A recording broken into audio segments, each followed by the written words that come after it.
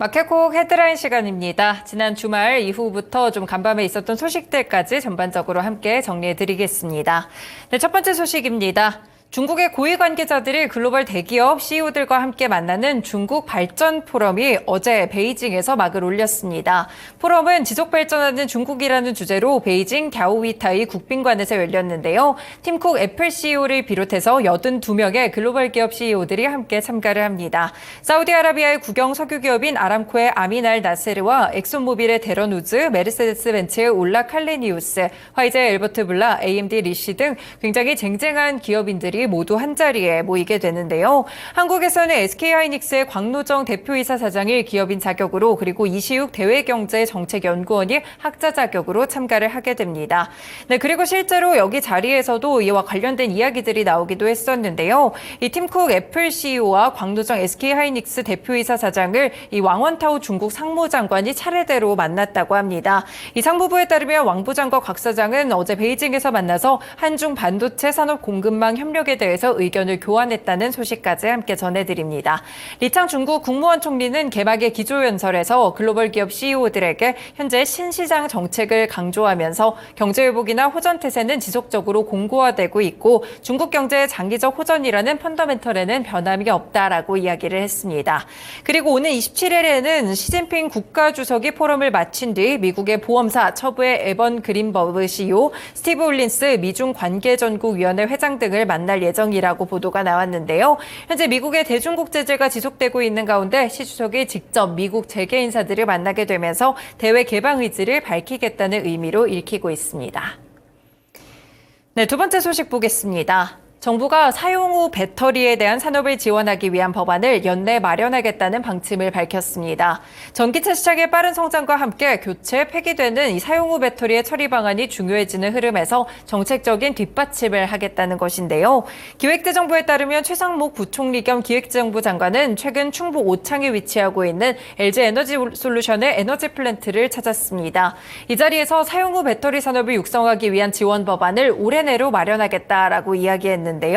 최 부총리는 1월부터 관계부처 합동의 2차 전지 TF를 주기적으로 이 현안을 점검하고 있다면서 리튬, 니켈 같이 배터리 핵심 광물의 국내 공급망을 위한 배터리 전주기 이력 관리 시스템도 2027년까지 구축할 예정이라고 밝혔습니다. 지난 22일에도 삼성 디스플레이 아산 이캠퍼스를 찾아서 생산 시설을 둘러본 바가 있었는데요. 이 자리에서 최 부총리는 무기발광 디스플레이 실증을 위한 스마트 모듈러 센터 구축을 포함한 기술 개발 사업의 예타 조사를 올해 상반기 내 신속히 완료하겠다라면서 정부 입장을 설명하기도 했습니다. 네, 관련 종목으로 역시나 2차 전지 쪽으로 LG 에너지 솔루션 체크해 보실 수 있겠고요. 사용 후 배터리에 대한 전략들이 나왔기 때문에 폐배터리 관련된 종목들까지 넓혀서 함께 체크해 두시길 바라겠습니다. 네, 세 번째 소식입니다. 주요 시중은행들이 이번 주 일제히 이사회를 열고 홍콩 H지수 주가 연계증권 ELS죠. 손실 관련해서 자율배상 방침을 확정합니다. 5대 시중은행과 SC제일은행이 이사회를 통해서 1분기 실적에 반영할 배상금 관련 손실 규모는 KB국민은행이 약 1조 원 정도를 포함해서 최소 2조 원에 이를 것으로 현재 추정을 하고 있는데요. 이사회의 승인을 마무리하게 된다면 은행권은 일제히 다음 달부터는 개별 투자자들과 실제 배상 비율과 관련된 협의를 시작할 전망입니다. 비로소 H지수 ELS 대규모 손실 사태가 본격적으로 배상 실무 단계로 전환된다고 볼 수가 있겠는데요.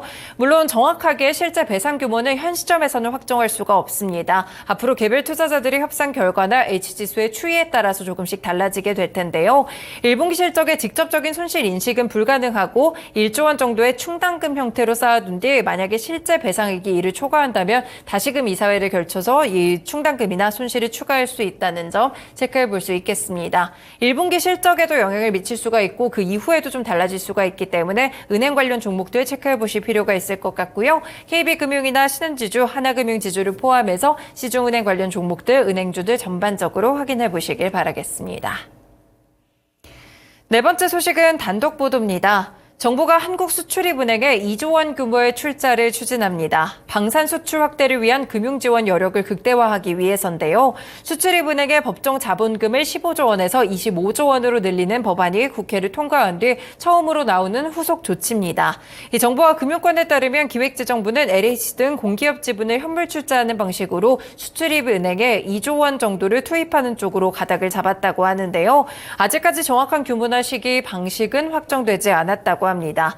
이 정부가 출자를 추진하는 것은 대규모 방산 수출에 대한 수출입은행의 금융지원 여력을 확대하기 위해서인데요. 이렇게 자본금을 2조 원 정도 늘려주게 된다면 수출입은행은 최대 14조 원의 유동성을 추가 공급할 수 있게 됩니다. 특히나 국내 방산업계의 폴란드 수출 계약에 힘이 크게 실릴 수가 있겠는데요. 수출입은행은 2022년 국내 방산업체들이 폴란드와 16조 6,900억 원 규모의 1차 수출 계약을 맺는 과정에서 신용공여 한도를 대부분 소진을 했습니다. 일단 2차 계약 때 지원 자금을 마련하는 것이 쉽지 않을 것이라는 우려가 이 때문에 나왔는데요. 하지만 출자가 이뤄진다면 수출입은행은 상당 부분을 방산 수출 지원에 활용을 할 수가 있습니다. 물론 방산 수출뿐 아니라 반도체나 2차 전지, 바이오까지 핵심 산업 수출 지원도 확대할 것으로 보인다는 점 확인해 볼 수 있겠습니다. 관련 종목으로 방산 종목들 보시겠습니다. 네, 지난주 금요일에도 좀 올랐던 방산 관련 종목들인데요. 이 대외적인 변수들이나 이슈들이 좀 있었습니다. 그 외에도 이렇게 국내에서도 출자 관련된 소식들이 있으니까 방산 종목들도 함께 확인해 두시면 좋을 것 같습니다. 네, 다음 소식은 테마 종목들을 좀 움직일 수 있을 만한 소식인데요. 전국의과대학 교수협의회가 오늘부터 사직서를 제출하게 됩니다. 전의교협으로 짧게 부를 수가 있는데요. 이 전국 총 40개 의과대학 가운데 39개 대학이 참여하는 단체로 이른바 서울시내 빅5 병원 관련 의과대학을 포함한 대부분 의대가 참여하고 있습니다. 현재 각 단체마다 요구사항은 조금씩 다르지만 그동안 의대 교수들은 의대 정원 2,000명 증원 계획에 대한 철회, 필수 의료 패키지 원점 재논의 이런 것들을 요구하면서 집단 사직을 예고해 왔는데요. 특히 의대 교수들은 제자 그리고 의대생 전공의들에 대한 정부의 처벌 철회를 요구하면서 교육자로서의 역할을 집단 사직의 명분으로 강조를 해온 바가 있습니다. 계속해서 좀 강대강 대치가 지속되다가 어제부터 기류가 조금씩 바뀌고 있는데요. 정부가 이 교수들의 집단 사직을 하루 앞두고 입장을 조금씩 바꾸고 있습니다. 한 달 넘게 단단하게 굳어있던 의정 갈등 양상에도 약간의 균열 조짐이 보이고 있는데요. 일단 정부가 내일로 예정됐던 전공의 면허 정지 처분을 일단 무기한으로 미루기로 했고요. 의사단체와 협의로 나서기로 한 것으로 현재 전해지고 있습니다. 의료 현장 이탈 전공의 가운데 가장 먼저 면허 정지 사전 통지서를 받은 이들의 의견 제출 시한이 어제 종료될 예정임에 따라서 정부는 26일부터 면허 정지 처분에 돌입한다라고 예고를 해왔었는데 여기에 대한 입장을 선회하는 것으로 보이고 있습니다.